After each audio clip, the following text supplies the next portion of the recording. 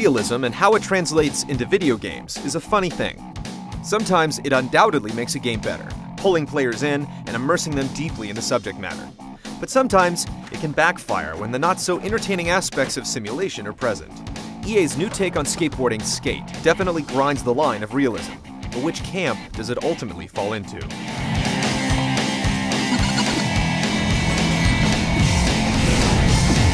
Yeah, man, I own this spot. You ain't got nothing, homie.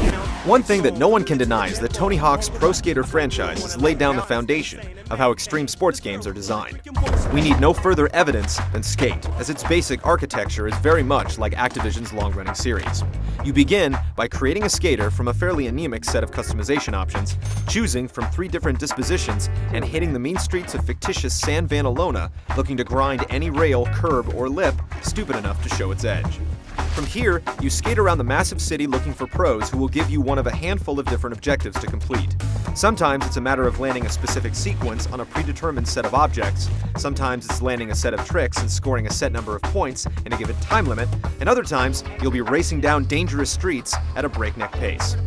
None of it is out of the ordinary if you fiddled around with any of the Tony Hawk games. The one major change to the design is how your character is handled. In the Tony Hawk games, your skater gets better as the game progresses, with stats bumping up in a number of categories as you complete objectives. In Skate, the skater you begin the game with is the skater you end the game with. Instead of the virtual athlete improving, it's up to you to improve as a player. It's an interesting dynamic, and it's certainly realistic, but it also quells the motivation to keep plowing through the objectives. Hey, why don't you go grab him, Molly? Instead of boosting attributes, you get cash that you can spend on new gear like boards, trucks, wheels, and clothing. When you complete your first Pro Challenge, you'll get your first board sponsor. Just choose wisely because you'll be riding that company's board for the duration of the game, and there's no ability to switch alliances and ride for someone new. Eventually, you'll obtain sponsors for the rest of your equipment as well, and gain bonus cash for using their equipment during challenges. But the entire system is made moot by the copious amounts of cash you earn that you can spend in the shops to buy whatever you want.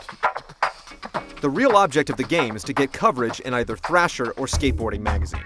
Getting coverage opens up new challenges for new sponsors, and the process repeats until you've won X Games Gold. Just like the real sport, Skate is really more about the experience than accomplishing goals. This ideal carries over to the multiplayer options. While there are goal-oriented modes like Best Trick, the most engaging and rewarding option is Free Skate, where it's just you and 5 friends sessioning a spot. The other cool online feature allows you to upload videos of yourself playing the game to the official Skate website, where they can be viewed and rated by other players. It's a neat feature, but the editing tools are about as simple as they come, and there's no ability to grab multiple clips and cut them all together into one master opus with a soundtrack. Just like the majority of skaters out there sacrificing their skin and bone for personal glory, Skate is more about self-expression than satisfying predetermined notions of what makes a great skater. Goal-oriented people will likely tire of it as the objectives become routine rather quickly, but it does manage to capture the essence of the sport.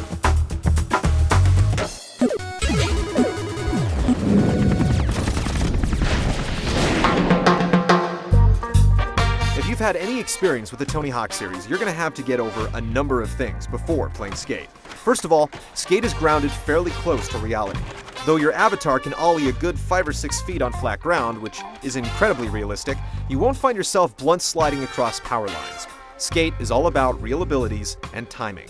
The good news is that the base controls feel so natural and real that plank riding players will get just as big of a rush out of doing a stylish crooked grind down a kinked handrail as they would landing a 90-foot triple flip stalefish grab to Smith grind from the top of a skyscraper in the Tony Hawk games. For the average video game player, this likely won't be the case, which is where the issues come up. With the exception of pushing and grabs, most of the control scheme is handled with the analog sticks. The new Flick It controls have you mimicking the action of a real skateboard to pull off tricks. For instance, to ollie, you hold the right analog stick back and then quickly shove it forward. Likewise, you move the stick in a natural motion for pulling off kick flips, shove-its, and 360 flips, with the stick's initial position representing foot placement on the board, and then the stick's movement representing how the feet manipulate the board to perform the trick. It's easily the most realistic control scheme ever incorporated into a skateboarding game, but it comes with a lot of limitations. There are absolutely tons of tricks that are completely absent. One of the main staples of street skating, the pressure flip, is nowhere to be found. The same can be said of inverts, no complies, bonelesses, dark slides, and a rash of other skating standards. Another issue is how long it takes to pull off tricks. Having to manually ollie up every little curb will try your patience. Adding to the frustration is trying to intentionally pull off similar tricks like the 360 flip versus the 360 shove it. The commands are so similar that it's almost impossible to pull off one or the other intentionally. Considering some objectives require you to land specific tricks down rails at high rates of speed, it can make you want to focus your controller, which in skateboarding terms means break it in two. Then there's the camera angle the game wants you to play from. It's obvious that it's going for that skate video feel with a low angle that looks up at the action. The problem is that you can't see what's in front of you sometimes. Whether it be a pedestrian, a pole, or just the object you're trying to trick on, your skater will often block your perspective. It's not all about benches, ledges, and handrails though. You'll also get a chance to skate vert, and this has to be the most annoying part of the game. Again, it attempts to go for realism, requiring you to pump transitions with the left analog stick to maintain speed. No matter how experienced the player is, it's hard to get a handle on. What people don't realize about skating is that for every hot trick that appears on tape, there were 200 failed tries before it. It's an incredibly difficult sport that rarely gets its due. This aspect of the sport comes shining through in Skate, and is made obvious by the inclusion of session makers that allow you to begin your run from the same spot every time. The catch is that it's hard to imagine the average player enjoying hitting the same bench to handrail combo several dozen times, hoping to nail a trick.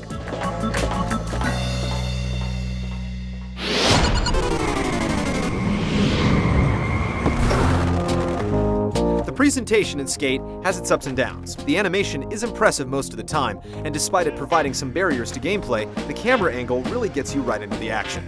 There are no hokey cinemas with jackass moments, and overall, there have been some classy decisions made during development, especially with the audio. The soundtrack is right in the wheelhouse of most skaters, and you can actually use the 5.1 surround sound to track down hotspots to skate. There are also big chunks of San Vanaloda that pop into view, odd loading times, some frame rate hiccups, and some physics issues where skaters act a lot more like Spider-Man than human beings. But on the whole, it's a slick-looking game that manages to make average street scenarios bristle with urban essence. Your enjoyment while playing Skate will be directly proportional to how you play it. If you attempt to plow through the goals, you're going to come across a few of them that might get your blood boiling. And then there's an incredibly steep learning curve to overcome. But if you just want to cruise around, popping ollies and laying down grinds, or session a spot to squeeze every last line out of it, it's easily the most realistic representation of the sport yet. Just be sure to play it for the joy, and not for the achievement points.